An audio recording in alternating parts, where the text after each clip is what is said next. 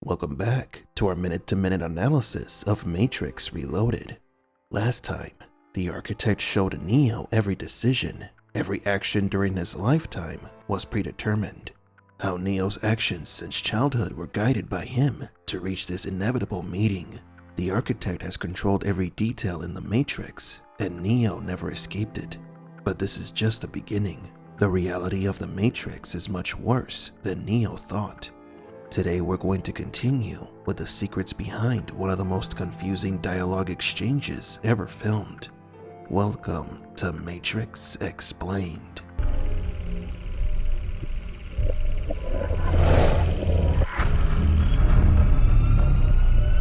Welcome to the desert of the real. As you are undoubtedly gathering, the anomaly is systemic, creating fluctuations in even the most simplistic equations. Control me! I'm gonna smash you to bits! I'm gonna fucking kill you! You can't make me do anything like Chris! The movie script better describes what Neo was thinking. It says the following. Again, we move into a monitor, returning to Neo as he was looking at the monitors, quickly realizing the truth. But what is this truth? Choice. The problem is choice. Neo turns around and looks at the monitors. The fact that he says the problem is choice means that Neo has realized that each screen represents a choice that he can make. Another interesting element about this scene is that in the movie script, Neo yells at the architect, "God is dead," which you can actually hear in the film. This phrase references the German philosopher Friedrich Nietzsche's book, Thus Spoke Zarathustra. It means that for human beings to reach transcendence, they must eliminate their beliefs in deities. For Friedrich, believing in God is backwardness to humanity. Also, the phrase "God is dead" means that man is no longer tied to supernatural powers that control their lives. Now that we know this, we understand why Neo yelled this phrase to the architect. Neo is a nihilistic skeptic who does not believe that someone or something is in control of his life. Do you believe in fate, Neo? No, Why not? because I don't like the idea that I'm not in control of my life. I know exactly what you mean. Philosophically speaking, for Neo, no higher power controls him. He has, per Nietzsche's philosophy, transcended. Neo has become the Ubermensch, or Superman, that the philosopher spoke of. He has reached a state of spiritual and moral maturity higher than the common man. Neo has had this nihilistic and skeptical stance since before waking up from the Matrix. In his introductory scene, Mr. Anderson takes out a disc from a hidden stash inside a copy of the book, Simulacra and Simulation. The book was hollowed on the chapter titled On Nihilism.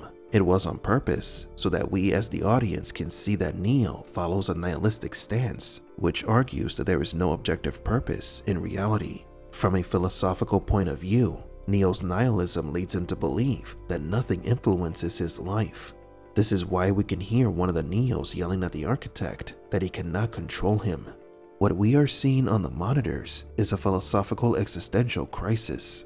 We are seeing how Neo's nihilism and beliefs are being destroyed by the architect. He is confronting the equivalent of the God that he thought was dead, and this God is telling him that he has controlled his entire life for a purpose that Neo will soon reject. Interestingly, even though Neo is projected as a person who barely shows emotions, we see his thoughts on the monitors. We see who Neo is, or could be. Although he appears to be calm on the outside, inside is chaos, and the architect sees that. But if the problem is choice, then that means that Neo will have to make one. An agent arrives and stops Trinity from escaping. Now we know what choice Neo is going to have to make. The first Matrix I designed was quite naturally perfect. It was a work of art, flawless, sublime, a triumph equaled only by its monumental failure. The inevitability of its doom is apparent to me now as a consequence of the imperfection inherent in every human being. Thus I redesigned it, based on your history, to more accurately reflect the varying grotesqueries of your nature. However, I was again frustrated by failure. We previously made a video delving into what the Paradise Matrix and Nightmare Matrix are. These two simulations failed because they were too linear and unrealistic. In Paradise, humans lived in peace and blissfulness. In Nightmare, they lived in horror and suffering. Both scenarios resulted in the humans suspecting that there was something wrong with their world. This is also a religious reference. The first Matrix could be considered the Garden of Eden, paradise, and the Nightmare is precisely the moment when humans separated from God to live in a land full of chaos. The architect added Christian mythology and religions to the equation of the Matrix, but this did not work. I have since come to understand that the answer eluded me because it required a lesser mind, or perhaps a mind less bound by the parameters of perfection. Thus, the answer was stumbled upon by another, an intuitive program, initially created to investigate certain aspects of the human psyche.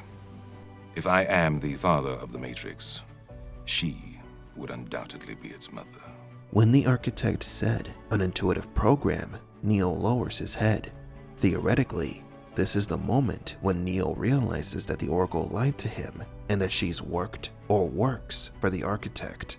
We are seeing a total deconstruction of Neo's personality and beliefs. First, the architect destroyed all of his beliefs about predestination, nihilism, about the influence of others in his life.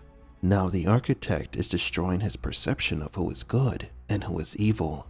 Neo's existential crisis is complete. The Oracle. Please. As I was saying, she stumbled upon a solution whereby nearly 99% of all test subjects accepted the program as long as they were given a choice, even if they were only aware of the choice at a near unconscious level. This is the cornerstone of the Matrix trilogy. The Oracle added choice to the equation to make the Matrix more believable. But as the architect showed Neo, no matter what decision he made, his life was predetermined, remembering the words of the Merovingian. Choice is an illusion created between those with power and those without. The Merovingian was the only one who spoke the truth to Neo. Neo has been trapped in the illusion of choice from the beginning, a trap created by the Oracle to further immerse humanity in the simulations.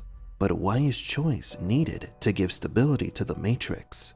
Why is Neo the one who must make the decision?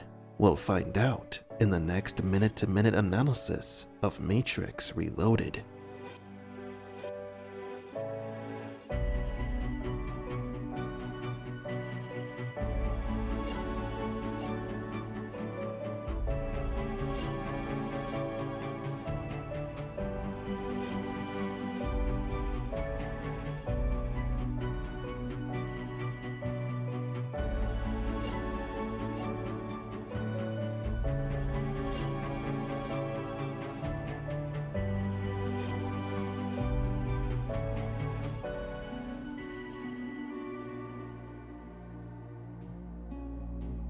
Matrix Explained. Please leave a like and subscribe.